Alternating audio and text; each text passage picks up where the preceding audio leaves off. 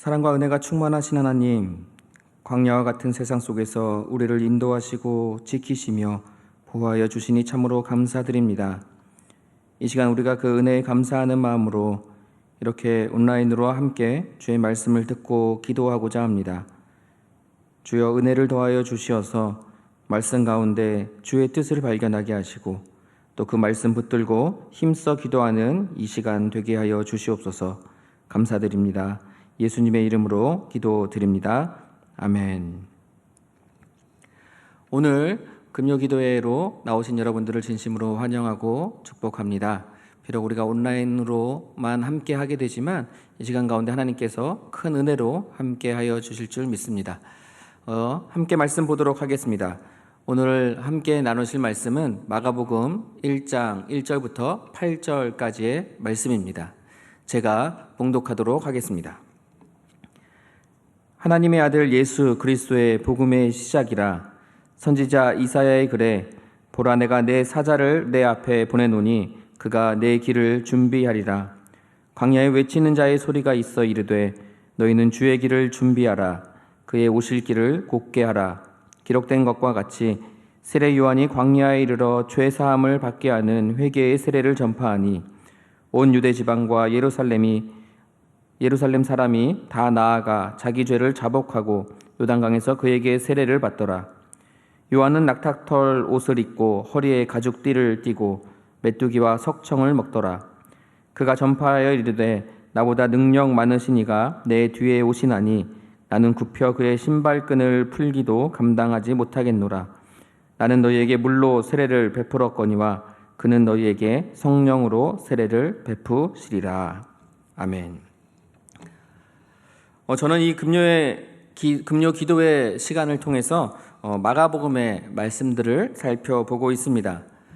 지난 시간이 그 첫 시간으로 마가복음 8장에 나오는 예수님께서 시각장애인을 고치신 그 사건을 통해서 우리가 이 마가복음을 통해서 우리에게 또 믿지 않는 자들에게 어떠한 변화가 일어날 수 있는지에 대해서 한번 살펴보았었습니다. 그리고 오늘 이 마가복음 1장을 시작으로 해서 이 말씀들을 우리가 좀 더 세세하게 살펴보도록 하겠습니다. 자, 이제 오늘의 본문을 살펴보도록 하겠습니다. 먼저 마가복음 1장 1절의 말씀을 다시 한번 읽어보도록 하겠습니다. 하나님의 아들 예수 그리스도의 복음의 시작이라. 1절에서 마가는 앞으로 이 마가복음을 통해서 그가 무슨 이야기를 할지에 대해서 기록하고 있는데 바로 복음에 대한 이야기를 하려고 하고 있습니다. 그리고 이 복음은 말 그대로 복된 소식이라는 뜻인데 바로 예수 그리스도에 대한 복된 소식, 좋은 소식을 이야기하는 것입니다. 오늘 이 시간에 이 예수 그리스도에 대한 좋은 소식이 실제로 무엇이고 그리고 왜 이것이 사람들에게 좋은 소식인지 또 어떻게 그리스도인들이 다른 사람들과 이 복된 소식을 나눌 수 있는지에 대해서 함께 생각해 보려고 합니다.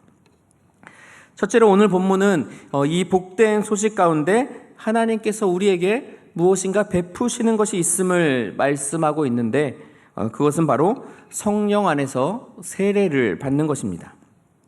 성령 안에서 세례를 받는다. 이것은 무슨 의미일까요? 마가는 예수를 통해 우리가 성령을 받을 것이라 이렇게 말씀합니다. 이것이 의미하는 것이 무엇인지 알기 위해서 먼저 우리가 성령에 대한 개념부터 한번 짚어보도록 하겠습니다. 마가는 예수를 통해 우리가 성령을 받게 될 것이라 말씀하고 있는데 그런데 과연 성령이 누구시길래 이 성령 안에서 우리가 세례를 받는다는 이것이 우리에게 좋은 소식이 되는 것일까요? 창세기 1장 1절과 2절의 말씀을 한번 보도록 하겠습니다. 이 두 구절은 성경의 첫 두 구절이자 이 세상이 어떻게 시작하고 있는지를 보여주는데요. 한번 보도록 하겠습니다. 태초에 하나님이 천지를 창조하시니라. 땅이 혼돈하고 공허하며 흑암이 깊음 위에 있고 하나님의 영은 수면 위에 운행하시니라. 아멘.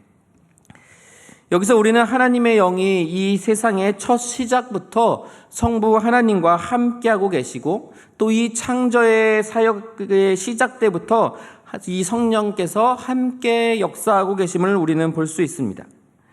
즉 우리가 믿는 그 하나님이 어떠한 분이신지에 대해서 성경에 처음부터 우리에게 말씀해 주고 있는 것입니다. 우리가 믿는 하나님은 어떤 분이시라고 이야기합니까? 성부, 성자, 성령 이 세 위격으로 영원히 존재하시는 하나의 하나님이다. 이것을 이야기하고 있는 것입니다. 따라서 성령님은 그냥 어떤 능력이나 어떠한 힘을 의미하는 것이 아니라 하나님이심을 우리는 믿어야 하는 것입니다. 그리고 구약 전반에 걸쳐서 하나님께서는 그 성령이 우리에게 오실 것이다. 하나님께서 이 성령을 우리에게 보내주실 것이다. 이것을 약속하고 있습니다. 에스겔 36장 25절에 말씀하기를 맑은 물을 너희에게 뿌려서 너희로 정결하게 하되 곧 너희 모든 더러운 것에서와 모든 우상 숭배에서 너희를 정결하게 할 것이며 또 새 영을 너희 속에 두고 새 마음을 너희에게 주되 너희 육신에서 굳은 마음을 제거하고 부드러운 마음을 둘 것이며 또 내 영을 너희 속에 두어 너희로 내 율례를 행하게 하리니 너희가 내 규례를 지켜 행할지라. 이렇게 말씀하고 있습니다. 하나님께서는 그의 성령을 보내셔서 우리 안에 거하게 하시고 또 우리의 죄를 사하시고 우리를 순종하게 하셔서 그 순종의 복들을 우리로 경험하게 하시겠다. 이렇게 약속하고 있는 것입니다. 그리고 이러한 약속들은 신약 성경에서 계속해서 나오고 있는데요. 사실 신약 성경에서는 너무나 많은 부분에 나오고 있기 때문에 일일이 다 나열할 수는 없지만 몇 가지만 말씀드리겠습니다. 먼저 요한복음 16장에서 성령께서 우리를 진리로 인도하신다고 약속합니다. 또 사도행전 1장에서는 예수님의 증인이 되기 위한 하늘의 능력을 주시겠다. 이렇게 말씀하고 있습니다. 또 로마서 8장에서는 두려움의 영에서 우리를 자유하게 하시고 우리가 하나님의 자녀임을 증거하고 계십니다.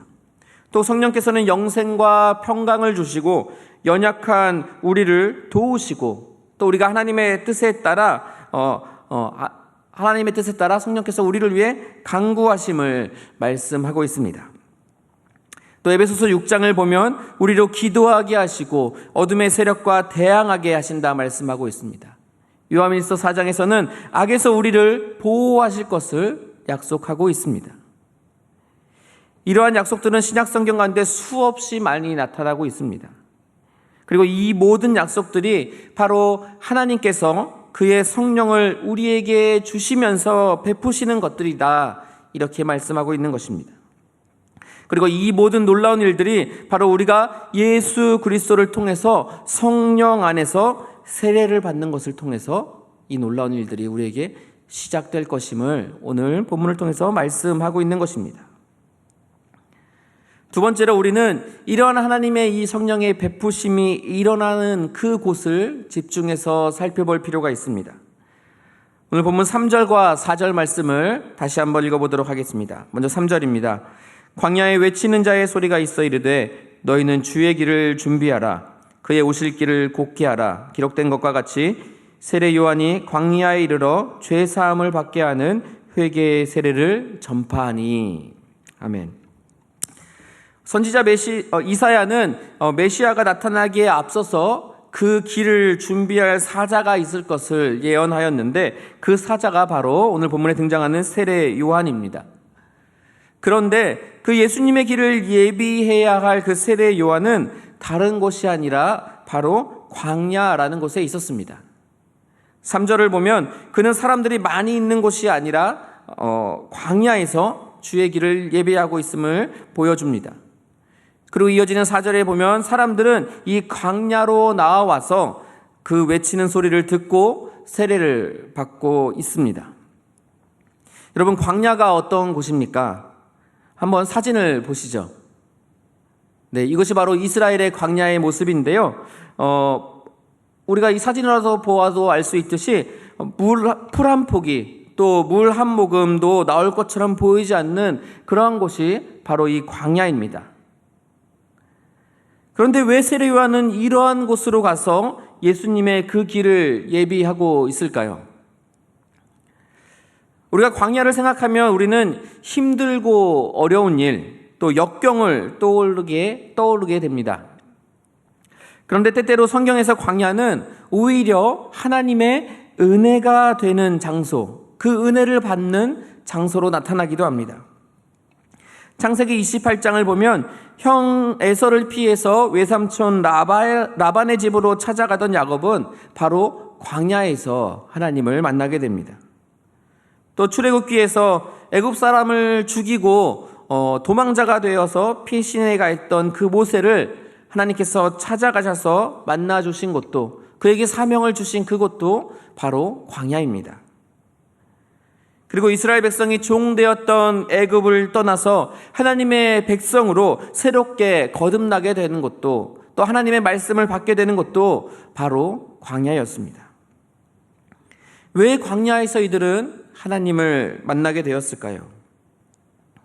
아마도 이것은 광야에 있을 때 우리는 우리 자신이 철저하게 무능하다라는 것을 깨닫게 되기 때문일 것입니다.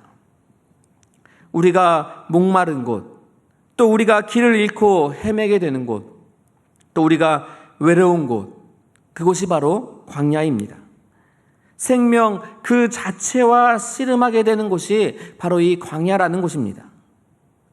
그리고 그러한 상황에서야 비로소 우리는 하나님을 찾고 바라보게 되는 것이죠. 우리는 그렇게 연약한 존재들인 것이기 때문입니다. 그렇다면 오늘날 우리에게 있어서 이 광야는 어떠한 곳이겠습니까? 오늘 우리에게 있어 광야는 바로 우리가 살아가고 있는 가정, 혹은 학교, 혹은 직장, 혹은 이 사회와 나라, 다시 말하면 우리가 속한 모든 곳이 바로 광야가 될 수 있습니다. 광야는 믿지 않는 가족들 사이에서 그리스도인으로 살아가는 것입니다. 또 술과 성적 욕망으로 타락해가는 그러한 세상의 친구들 사이에서 거룩함을 지켜나가며 그들과 함께 살아가는 것입니다. 탐욕스러운 물질주의자들과 함께 일하는 그러한 그리스도인이 되는 것입니다. 또 동성애를 찬성하는 사회 속에서 그것은 죄악이라고 말하면서 따돌림을 당하며 살아가야 하는 곳, 그곳이 바로 광야입니다. 모두가 나 하나쯤은 괜찮아, 법을 어기더라도 걸리지만 않으면 괜찮다고 말하는 그러한 사람들 사이에서 그리스도인의 양심을 지키며 살아가는 곳, 이러한 삶의 장소가 바로 우리의 광야이며, 또한 하나님께서 은혜를 베푸시기 위해 우리에게 다가오시는 그러한 곳입니다. 호세아 2장 13절부터 15절의 말씀에 우리는 놀라운 구절을 보게 됩니다. 여기서 하나님께서는 이스라엘의 죄악에 대해서 먼저 말씀하시는데 13절 말씀을 보도록 하겠습니다. 13절입니다. 그가 귀고리와 폐물로 장식하고 그가 사랑하는 자를 따라가서 나를 잊어버리고 향을 살라 바알들을 섬긴 시일대로 내가 그에게 벌을 주리라. 여호와의 말씀이니라. 그리고 14절과 15절의 말씀을 계속해서 보도록 하겠습니다. 그러므로 보라, 내가 그를 타일러 거친 들로 데리고 가서 말로 위로하고 거기서 비로소 그의 포도원을 그에게 주고 악을 골짜기로 소망의 문을 삼아 주리니 그가 거기서 응대하기를 어렸을 때와 애굽 땅에서 올라오던 날과 같이 하리라. 이렇게 말씀하고 있습니다. 범죄한 이스라엘에게 하나님은 징벌을 내리십니다. 하지만 그들을 그냥 그렇게 내버려 두시는 것이 아니라 그들을 광야로 불러내고 계십니다. 그리고 그 광야에서 그들에게 다시금 은혜를 부어주시겠다 말씀하고 있는 것입니다. 하나님께서 그들을 찾아오셔서 위로하시고 그의 능력과 임재를 약속해 주시는데 그것이 바로 광야라는 것입니다. 우리가 우리의 연약함을 인정하고 또 우리의 유일한 소망이 오직 하나님밖에 없음을 고백하는 곳, 하나님께서 은혜를 베풀어 주시는 곳, 그곳이 바로 광야인 것입니다. 이제 세 번째로 살펴볼 것은 그 하나님의 베푸심을 베푸는 그 조건에 대해서 한번 살펴보도록 하겠습니다. 오늘 본문 4절에서 세례 요한이 광야에서 죄 사함을 받게 하는 회개의 세례를 전파할 때 5절의 말씀을 보면 온 유대 지방과 예루살렘 사람들이 다 나와서 자기의 죄를 자복하였다 말씀하고 있습니다. 그리고 그들은 세례를 받게 됩니다. 우리는 때로 우리가 광야에 있는 이유, 우리가 어려움을 당하고 우리가 고난을 당하는 이유, 그것이 다른 이들 때문에 혹은 악한 이 세상 때문이라고 생각하기가 쉽습니다. 하지만 우리가 하나님의 베푸시는 은혜를 또 성령의 세례를 받기 위해서는 우리는 바로 우리 자신의 죄악으로 인해서 우리가 광야에 있다라는 것을 인식할 필요가 있습니다.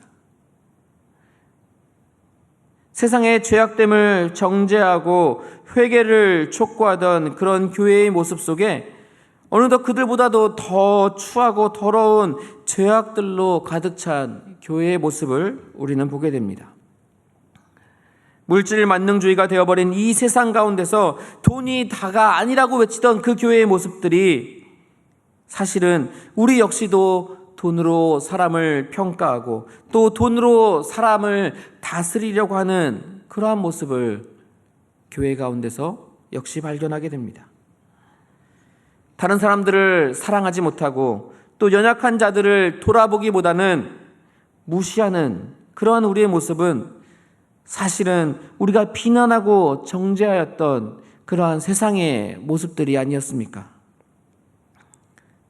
우리는 잘못된 것에 우리의 믿음을 두었기에 두려워하게 되었고, 잘못된 것에 우리의 정욕을 두었기에 우리는 계속해서 목말라 하였습니다. 우리가 광야에 있다라는 것은 바로 우리의 죄악 때문이었다라는 것을 우리는 인정해야만 하는 것입니다. 그러할 때 그 죄악을 인정하고 그것들을 자복하고 회개하며 하나님 앞으로 나아갈 때, 그때야 우리는 하나님께서 베푸시는 은혜를, 그 성령의 충만함을, 그 구원의 은혜를 우리는 누릴 수 있게 되는 것입니다. 이제 마지막으로 그 베푸심을 선포하는 자에 대해서 생각해 보도록 하겠습니다. 물론 그 은혜를 베푸시고 성령을 주시는 그분은 바로 예수님이십니다. 그런데 오늘 본문을 보면 이러한 사실을 공포하는 사람이 있는데 그가 바로 세례 요한임을 우리는 보게 됩니다. 2절의 말씀을 다시 한번 읽어보도록 하겠습니다. 마가복음 1장 2절입니다. 선지자 이사야의 글에 보라, 내가 내 사자를 내 앞에 보내노니 그가 내 길을 준비하리라. 아멘. 하나님께서 그 사자를 보내시는데 누구 앞에 보내신다고 말씀하고 있습니까? 바로 하나님 앞이죠. 다시 말하면 예수님 앞에 그 사자를 보내신다, 이렇게 말씀하고 있습니다. 예수님을 위해서 그 길을 예비하시는 것이죠. 그리고 누가 이 사자입니까? 3절에 보면은 광야에서 외치는 자, 이렇게 이야기하고 있습니다. 앞서 우리는 세례 요한이 광야에 있는 것을 살펴보았습니다. 그가 왜 거기에 있었습니까? 그가 죄를 지었기 때문이 아니죠.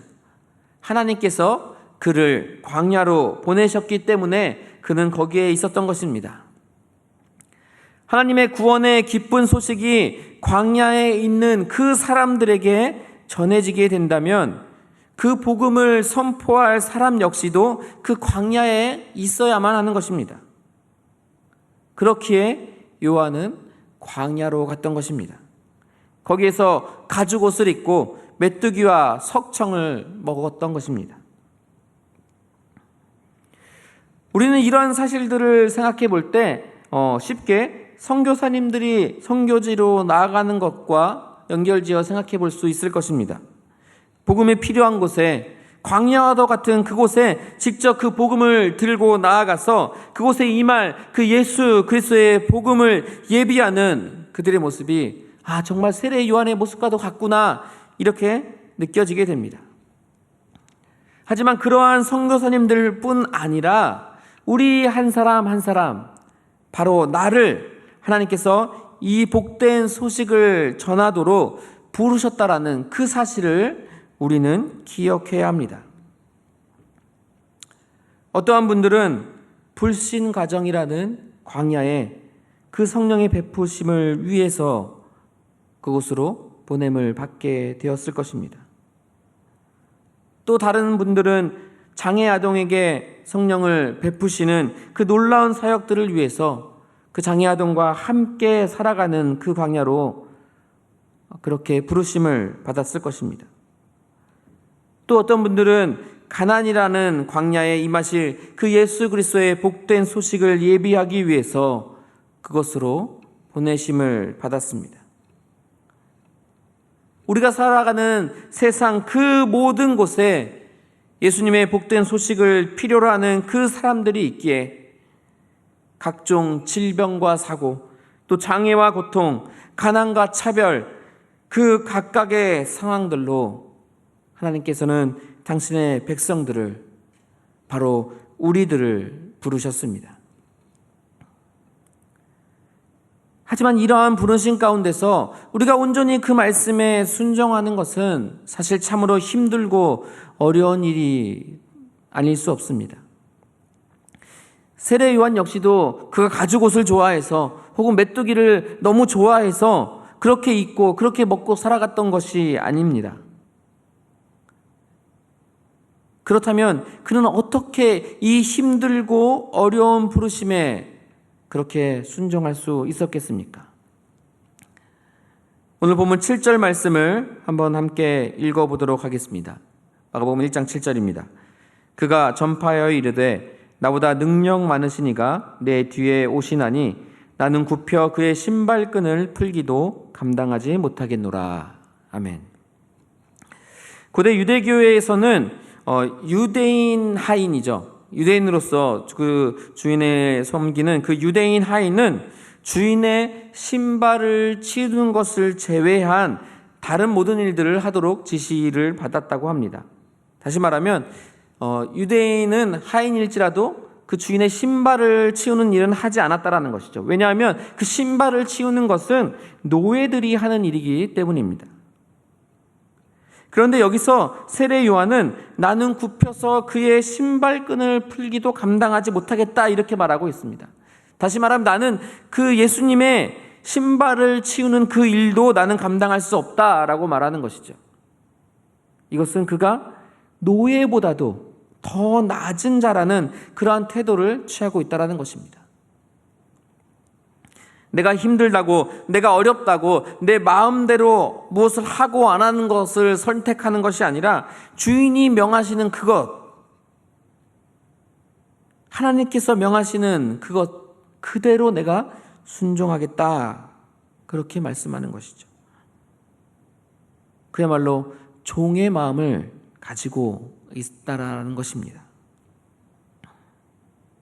그리고 이렇게 종의 마음을 가진 그 세례 요한을 향해서 예수님은 이렇게 말씀하셨습니다. 마태복음 11장 11절에 내가 진실로 너희에게 말하노니 여자가 낳은 자 중에 세례 요한보다 큰 이가 일어남이 없도다. 그러나 천국에서는 극히 작은 자라도 그보다 크니라. 이렇게 말씀합니다. 우리가 하나님의 천국 백성이 되고자 한다면 우리 역시도 세례 요한처럼 종의 마음을 품고 살아갈 수 있어야 합니다. 그리고 그러한 자들에게 하나님께서는 성령을, 놀라운 구원의 은혜를 베풀어 주신다고 말씀하고 있는 것입니다. 이제 말씀을 정리하도록 하겠습니다. 우리가 마가복음을 읽어갈 때 우리가 먼저 알아야 할 것은 바로 복된 소식의 본질이 바로 예수 그리스도를 통해서 하나님께서 그의 성령으로 우리에게 부으시면서 그 안에 생명과 사랑, 또 평화와 능력, 그리고 그 이상의 것들을 우리에게 베풀어 주신다라는 것입니다. 그리고 하나님의 그 베푸심은 바로 광야에 있는 우리에게 다가오게 되며 또 우리가 스스로 죄인임을 인정하고 회개하도록 요구하고 있다는 사실입니다. 그리고 이 놀라운 사실을 그저 우리만 알고 누리는 것에 그치지 않고 우리를 각각의 광야로 부르셔서 그곳에 있는 다른 사람들에게 그것을 전하기를, 그들에게도 하나님의 성령의 은혜들을 베푸시기를 하나님께서 원하고 계신다라는 것을 우리는 오늘 말씀을 통해서 살펴보았습니다.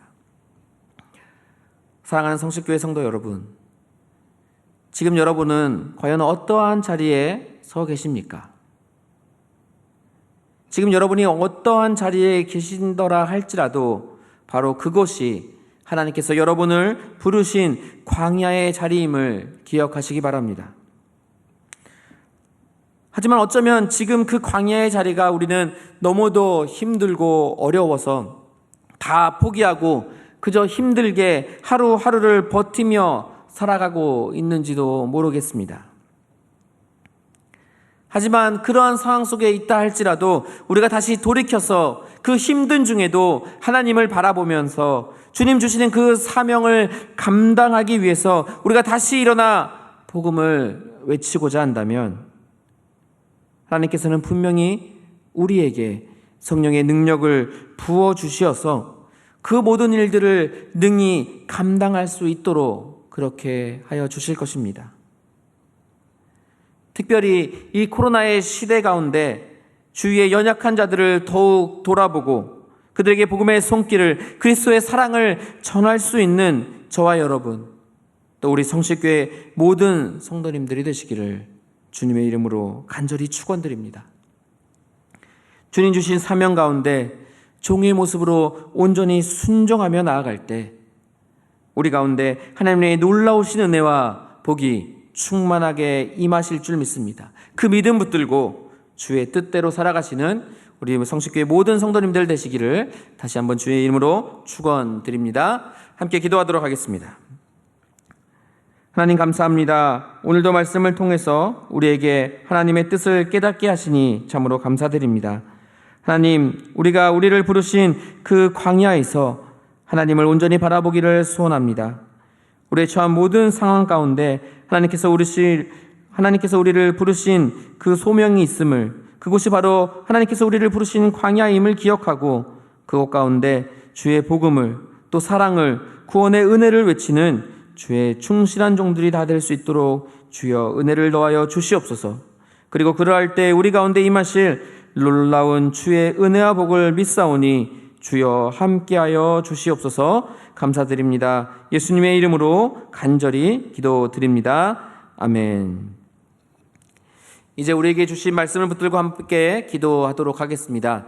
특별히 온 교회가 지금 하루 3번, 또 3분, 또 3가지의 기도 제목을 놓고 함께 기도하고 있습니다. 이번 주 기도 제목입니다. 본질을 향하여 코로나19 확산으로 인하여 함께 모이지 못하는 성도들의 마음을 위로하여 주시고 7월과 8월 말씀으로 든든히 세워지며 그 말씀을 살아내는 성도가 되게 하옵소서. 두 번째, 코로나19로부터 대한민국과 성도들을 지켜주시며 환우들을 치료하시는 하나님을 의지하는 믿음으로 승리하게 하옵소서. 마지막으로 성교사님의 가정과 안전과 건강을 지켜주시며 복음이 위축되지 않고 새로운 역사의 기회들이 열려지게 하옵소서. 그리고 각자의 기도 제목들을 놓고 우리가 합심하여 이 시간 함께 기도하도록 하겠습니다. 함께 기도하겠습니다.